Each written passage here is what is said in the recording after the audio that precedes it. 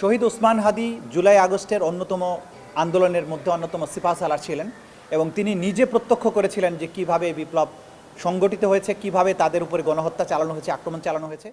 যে গণহত্যা চালানো হয়েছিল সেটার মাস্টারমাইন্ড যারা ছিলেন তাদের মধ্যে অন্যতম দুজন হচ্ছেন সজীব অজেদ জয় এবং জুনায়েদ আহমেদ পলক, কারণ তারা দুজন আইসিটির দায়িত্বে ছিলেন।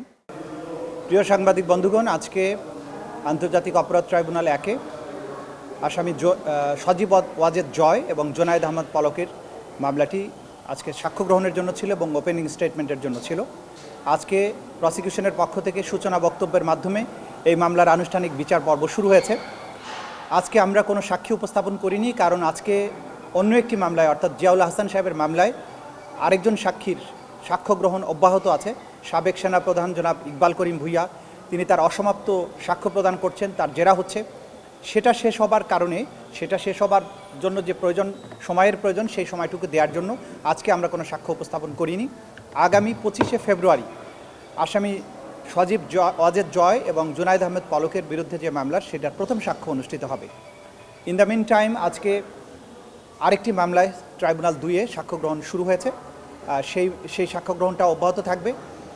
বিশেষ করে ট্রাইব্যুনাল 1-এ যে 3টি মামলার গুম রিলেটেড 3টি মামলার সাক্ষ্য গ্রহণ যেটা চলমান আছে সেগুলোকে অব্যাহত রাখার স্বার্থে অন্য যে মামলাগুলোর সাক্ষ্য গ্রহণ শুরু হবার কথা সেগুলো আমরা কয়েকটা দিন পিছিয়ে নিচ্ছি, যাতে করে স্মুথলি আগের সাক্ষীদের জেরাগুলো শেষ হয়ে যায় এবং সেগুলোর ধারাবাহিকতা অব্যাহত থাকে।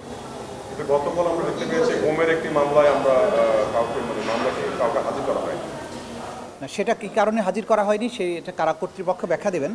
কারণ হচ্ছে গতকালকে আমরা তো প্রস্তুত ছিলাম, কিন্তু যেহেতু কারা কর্তৃপক্ষ হাজির করেনি এবং কালকের দিনটা আসলে নানান কারণে আমাদের মাননীয় বিচারকদেরও কিছু ব্যস্ততা ছিল রাষ্ট্রীয় অনুষ্ঠানের কারণে, সেগুলোর কারণে হয়তো তারা এটা করেছেন, কিন্তু আমাদের কাছে এই ইনফরমেশনটা ছিল না। তো আমরা প্রস্তুত ছিলাম। এরকম মাঝে মধ্যে হতে পারে, বিশেষ কোনো কারণে সেদিন যদি সাক্ষী না আসে সেটা হতে পারে প্রসিডিংস। তো সামনে এগুলো আর হবে না, কারণ রাষ্ট্রীয় একটা ট্রানজিশন চলছিল, সে কারণে অনেকেই সেদিকে যাবার চেষ্টা করেছেন, সে কারণে হয়তো সেটা হয়নি। ইনশাল্লাহ সামনের থেকে স্মুথলি চলবে।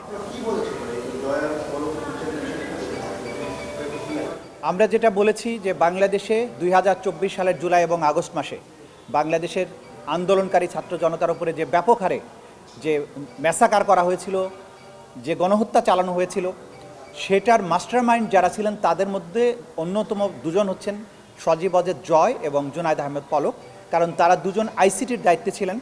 তারা সেই সময় ইন্টারনেট বন্ধ করে দিয়ে গণহত্যা সংগঠনের ব্যাপারে তারা সর্বাত্মক সহযোগিতা করেন এবং জুনায়েদ আহমেদ পলকের সাথে অন্যান্য মন্ত্রীদের সালমান এফ রহমান সাহেবের কথোপকথনের মধ্য দিয়ে দেখা যাচ্ছে এই গণহত্যাকে ফ্যাসিলিটেট করার ব্যাপারে তাদের মধ্যে সলা পরামর্শ হয়েছে, ষড়যন্ত্র হয়েছে, পরিকল্পনা হয়েছে।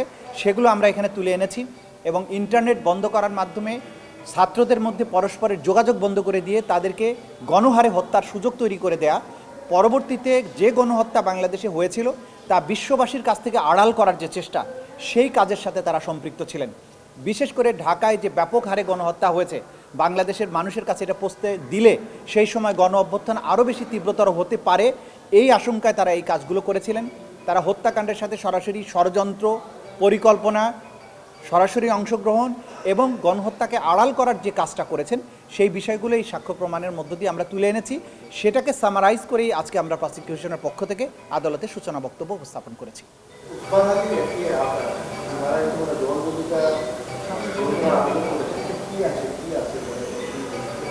শহীদ ওসমান হাদি জুলাই আগস্টের অন্যতম আন্দোলনের মধ্যে অন্যতম সিপাহসালার ছিলেন এবং তিনি নিজে প্রত্যক্ষ করেছিলেন যে কিভাবে বিপ্লব সংগঠিত হয়েছে, কিভাবে তাদের উপরে গণহত্যা চালানো হয়েছে, আক্রমণ চালানো হয়েছে।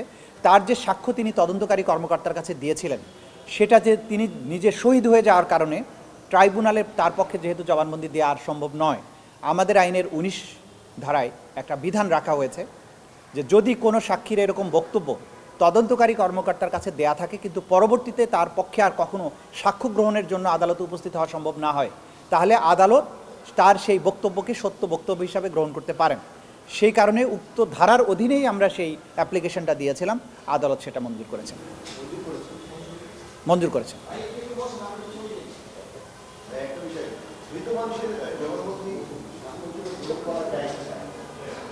মৃত মানুষ তো জবানবন্দি দিতে পারে না। জবানবন্দি যিনি দিয়েছেন তিনি জীবিত মানুষ হিসেবে দিয়েছিলেন, তার বক্তব্য একটা জায়গায় রেকর্ডেড হয়েছে।